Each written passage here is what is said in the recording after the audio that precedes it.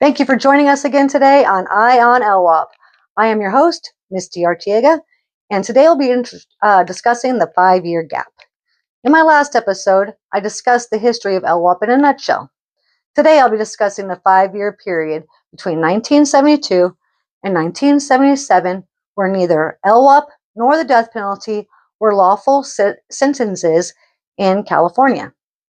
At the time, in 1972, there were approximately 107 death row inmates. All 107 convictions were commuted to life with the possibility of parole due to LWOP not even being known at the time. Out of the 107, at least 50 were eventually paroled. Some were rearrested, but only very few for serious crimes. Even fewer, about a dozen, actually died in prison before they became parole eligible. For those of you who don't know, that includes the infamous Manson family. The Manson family were a cult-type group, their leader being Charles Manson.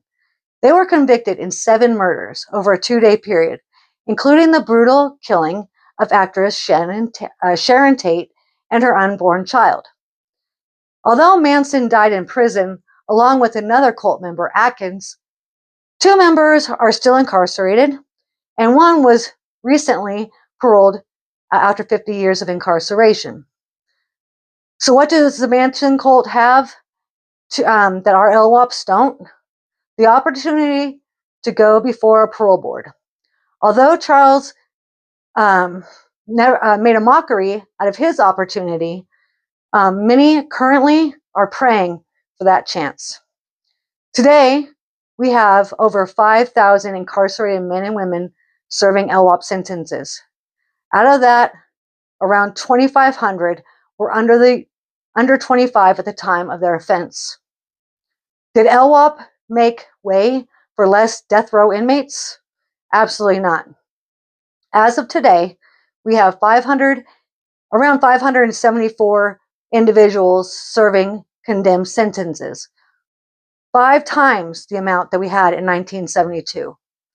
LWOP appears not to be the worst of the worst, when the DAs still have the option for seeking the death penalty in those cases. LWOP has been more increasingly the way around the DAs and prosecutors who no longer have to find a unanimous jury to convict a death row for death row, but yet they get the same result as long as there's a special circumstance.